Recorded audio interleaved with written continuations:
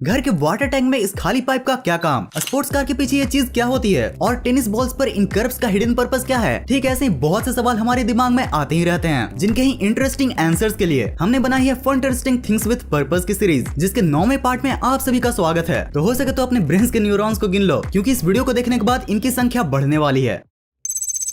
यार हम सभी के घरों के छत पर आसानी से नजर आने वाला हम सभी का ही पर्सनल कुआं हमारे घर का वाटर टैंक ही होता है। एक वाटर टैंक लगभग सभी घरों के छत पर आराम से धूप सेकता हुआ दिख जाएगा। पर यारो क्या आपने वाटर टैंक के साथ जुड़े इस टी स्ट्रक्चर पर गौर किया है? यार आपको तो पता ही होगा कि बिना पर्पस के हम इंडियंस फ्री का कोई भी छोटा से छोटा चीज नहीं लगाते हैं, फिर भी इतने बड़े टी जैसे पाइप को सब लगाते ही क्यों है? इसमें तो कोई नल भी नहीं लगता, फिर इसका पर्पस क्या है? गाइस एक्चुअली में इस टी जैसा स्ट्रक्चर को टी पाइप कहा जाता है। इस पाइप की वजह से हम सभी के घरों में वाटर का फ्लो अच्छी तरीके से प्रॉपर्ली मेंटेन रह पाता है। यार अगर ये पाइप नहीं होगी तो हमारी टंकी पर भी वैसे ही प्रेशर क्रिएट होगा, जैसे बिस्लरी की बोतल को पूरा मुंह लगाकर पानी पीने से बोतल पर पड़ता है और वो पिचक जाता है।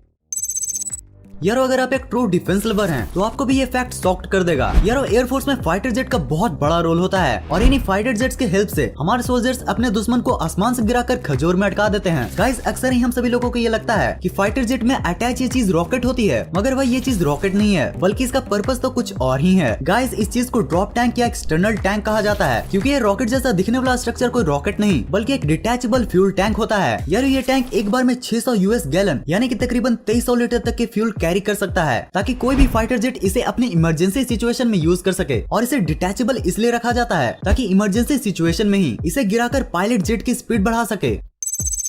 यार आज तक हमने जितने भी सुपर कार्स को देखा है उनमें से अधिकतर में हमें यह स्ट्रक्चर देखने को मिलता है, मगर ये आखिर होता क्या है और इसका काम क्या है? देखो यारो, जब कार स्ट्रेट लाइन में चलती है तो टायर्स और फोर्स का डायरेक्शन बिल्कुल सेम होता है, लेकिन जब भी कार को टर्न करना होता है तो उस समय कार्स पर बहुत सारे फोर्सेज एक्ट करते हैं, और यही फोर्सेज कार्स को इम्बैलेंस कर देते हैं, जिसकी वजह से उनकी एक्सीडेंट हो जाती है। यारो इसी सेम प्रॉब्लम से बचने के लिए मॉडर्न सुपर कार्स में ये बैक विंग्स लगाए जाते हैं। ये कार को एरोडायनेमिक बनाने के साथ साथ बैलेंस करने में भी काफी मदद करता है। टर्न करते समय ये विंग्स सभी फोर्सेज आपस में बैलेंस करने के लिए नीचे की तरफ फोर्स लगाते हैं, जिसे डाउन फोर्स भी कहा जाता है। और यारो इसी के कारण कोई भी स्पोर्ट्स कार अपनी मैक्सिमम स्पीड के साथ टर्न कर पाती है।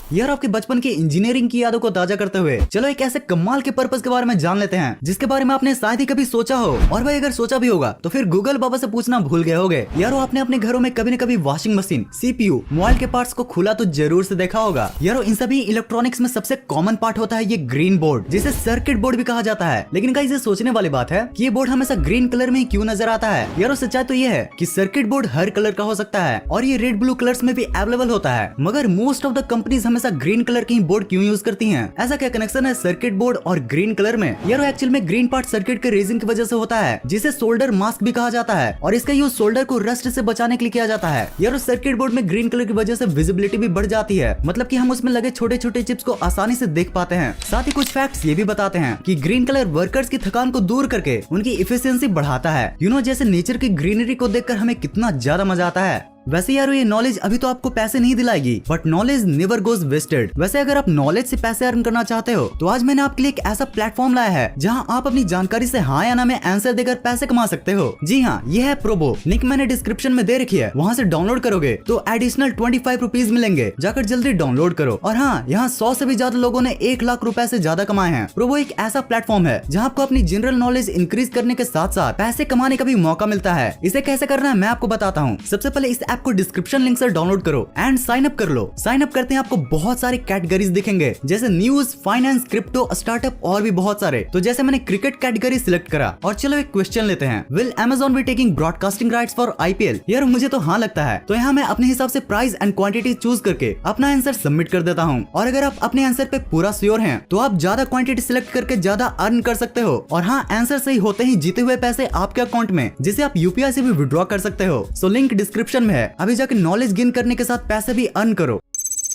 यारो आप सभी लोग इस बॉल को तो अच्छे से पहचान ही रहे होंगे। यस गाइस, आपने सही पहचाना। वैसे तो ये टेनिस बॉल है, मगर हम सभी ने बचपन में इससे टेनिस से ज्यादा क्रिकेट खेला है। यारो आपने क्रिकेट खेलते समय इस टेनिस बॉल पर इन कर्व्स को तो जरूर से ऑब्जर्व किया होगा, मगर क्या आपको पता है कि इन लाइंस के पीछे का पर्पस क्या है? यारो देखो, टेनिस बॉल 2 सर्कुलर शेप के रबर से जुड़ने से बनता है। ये रबर अंदर से खाली होता है, जिसे ग्लू से चिपका दिया जाता है। और गाइस टेनिस बॉल के बाहर एक स्पेशल फिल्ट की लेयर को लगाया जाता है, जो इन बॉल्स को ऐसा शेप देकर जोड़ देता है, और ऐसे ही जोड़ने की वजह से ये लाइंस भी बन जाते हैं। यारो यारो इन लाइंस की वजह से बॉल में परफेक्ट स्पिन आता है और इसी से बॉल की स्ट्रेंथ भी बढ़ती है। यारो अगर ये लाइन हमारे बॉल में न हो तो बॉल्स बहुत ही जल्दी फट जाएंगे और जब मम्मी से बॉल की डिमांड करोगे तो फट के भी पड़ेंगे।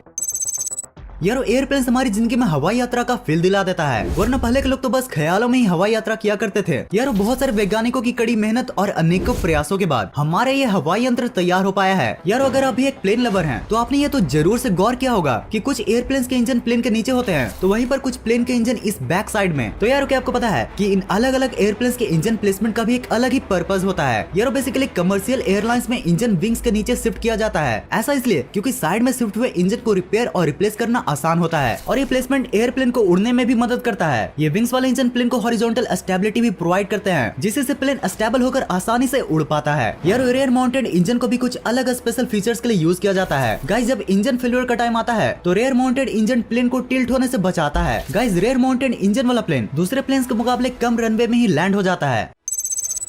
यारो हमारी इस रंगीन दुनिया के बाहर भी एक कमाल की दुनिया है जिसके बारे में हम जानने के लिए हम हमेशा से एक्साइटेड होते हैं और वो दुनिया है स्पेस की। उस बाहरी दुनिया में अलग अलग मिस्ट्रीज का पता चलते रहता है, इसलिए नासा इसरो जैसे ऑर्गेनाइजेशन ने स्पेस स्टेशन बना रखा है। यारो अगर आपको यूनिवर्स के बारे में जानना अच्छा लगता है तो आपको ये तो जरूर पता ही होगा कि समय समय पर स्पेस स्टेशन की टाइमिंग को अर्थ के टाइमिंग से डिट्टो मैच करवाया जाता है। पर यारो क्या आपको पता है कि इस तरीके से बार बार टाइमिंग मैच क्यों करवाया जाता है? भाई बस एक बार टाइम सेट कर दो ना और फिर बार बार बैटरी बदल दो। गाइस जैसा कि आपको पता ही होगा कि सैटेलाइट्स एंड स्पेस स्टेशन अर्थ के चारों ओर घूमते रहती हैं और इसी वजह से दोनों जगह अलग अलग टाइम डायलेशन देखने को मिलता है। सिंपली बोलो तो आइंस्टाइन के थ्योरी के अनुसार स्पेस में घड़ी अर्थ के घड़ी के मुकाबले स्लो चलती है। वैसे तो ये टाइमिंग बहुत ही ज्यादा छोटी होती है मगर फिर भी साइंटिस्ट समय समय पर स्पेस स्टेशन की वॉच को अर्थ की वॉच से मिलाते रहते हैं।